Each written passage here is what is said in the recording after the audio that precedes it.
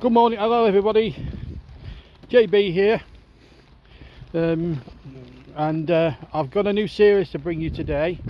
Starting from today, I'm going to put in an episode of about 10 episodes of JB's commentating stories of me and commentaries over 10 years on YouTube. Nearly 10 years on YouTube I've been doing these audio commentaries, and I'm going to bring you a series of little stories about how I A, gone into commentary, B, significant games I covered, significant lines that have gone down a little bit in YouTube history, a lot of nice anecdotes and stories, and working with people that I've worked with, whether it's Russ, Chris, Trevor, Paul James, Mike Harneman, several others, Nicholas Jones, and several others that have really gone about. Now I'm going to obviously talk in this first episode. I'm going to talk about the characters I've worked with, the commentary characters that I've worked with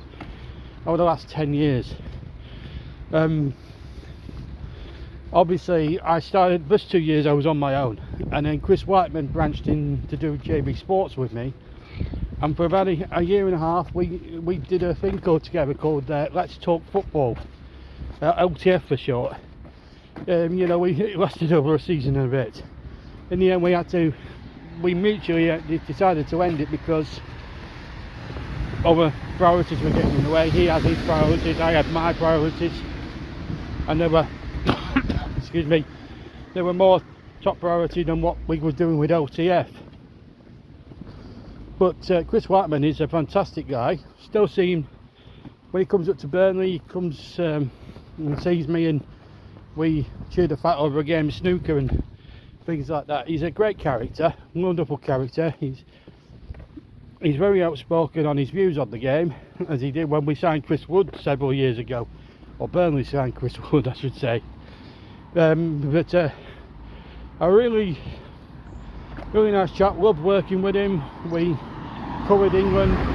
The one game that sticks in my memory about Chris Whiteman is that we covered England and Colombia together. I presented, he did the commentary, and I'll be honest with you, the commentary he did was the best he's ever done. He's done some great commentaries for me and other people over the years. He's a Formula 1 nut. He's a fantastic guy and a wonderful person. I'll never forget the night when we did England and Colombia and we won on penalties, and that was the night we both believed that we could win the World Cup. Unfortunately it didn't turn out that way, but a great guy, great colleague, wonderful guy, and a real nice chap. Now we move on to Russ Vernon. Russ Vernon was my second staffer. He wasn't the most confident of people when he first started out with me, but as he's gone on over the last 10 years, he did a bit of World Cup work for me in 2018 when the World Cup was in Russia. He did a bit of World Cup for me, and he was, but he was, and I can tell in his first few commentaries he were a bit nervous, and he'd admit that. But I didn't criticise him. I didn't give him a hard time about it.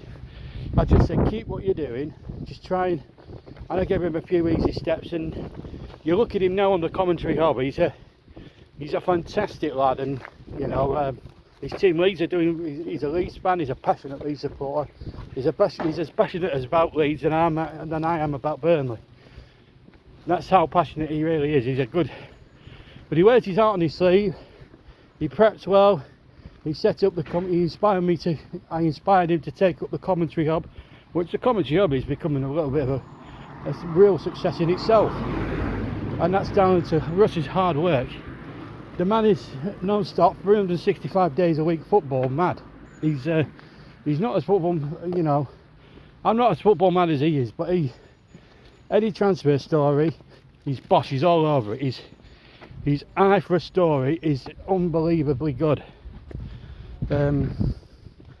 He is the heart and soul of the TCB, along with another character I'm going to talk about now, Mike Harneman.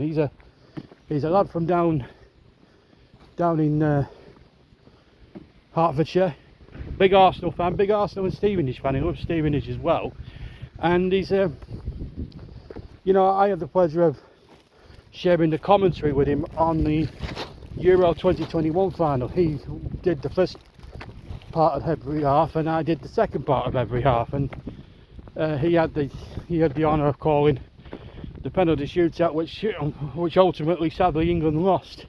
But he also had the pleasure. I didn't call any goals that night. All the goals happened on his watch, but he called them really well, and it was.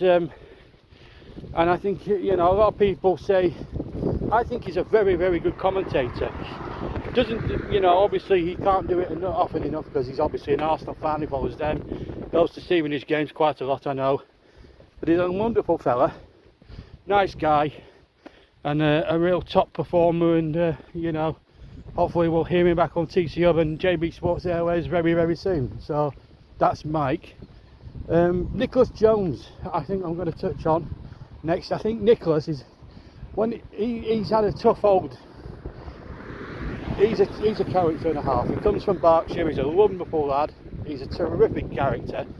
I had the pleasure of working with him on the Burnley match the other week, and he's his charm. He's a Thunderbirds fanatic like I am. I love Thunderbirds, and we share that interest together.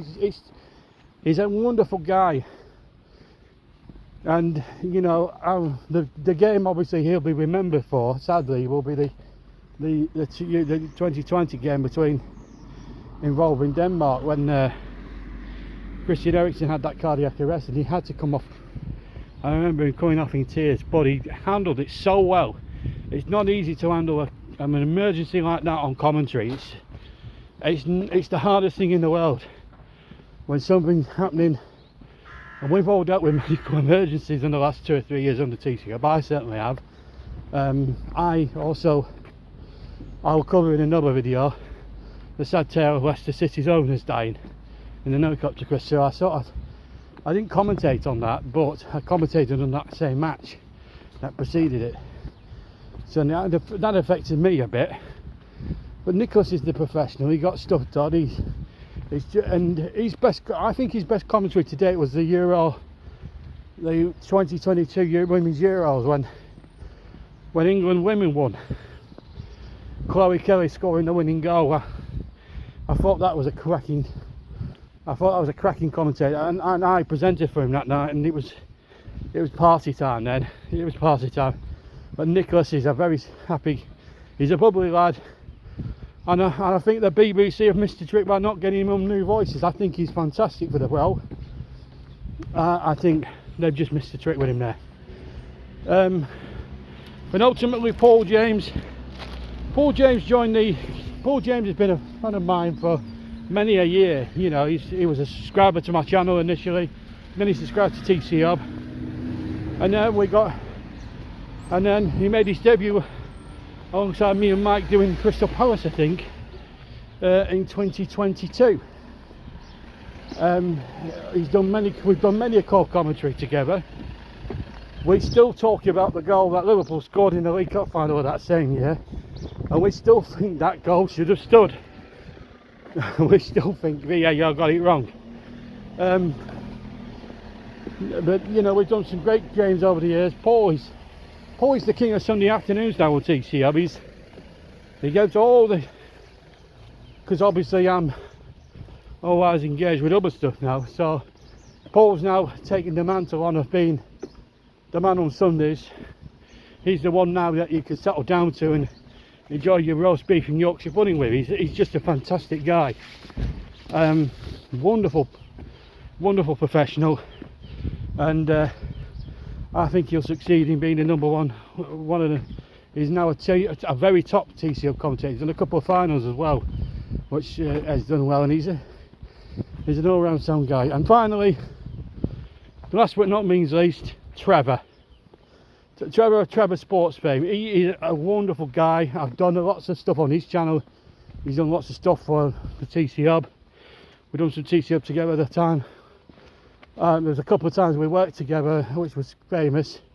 One, both in 2022, he presented to me when Nottingham Forest knocked out Arsenal in the FA Cup. Wasn't a classic, but it was a shock, because we didn't think Arsenal were going to full at the first hurdle, and Forest were good friends inside under Steve Cooper, some very good players in their team. And then the next round I reciprocated by hosting, and Trevor did the commentary when they beat Leicester, then the cup holders 4-1. It's just those things you just stick in your memory forever, and it's just one of those really when you look back and think, did this really happen?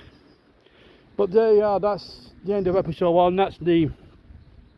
That's all the characters that I've worked with over the last 10 years, or some of the characters I've worked with a lot of other people over the last 10 years, and they're all very good. Fred Clovier, Liam Busby, and several others with the TC Hub.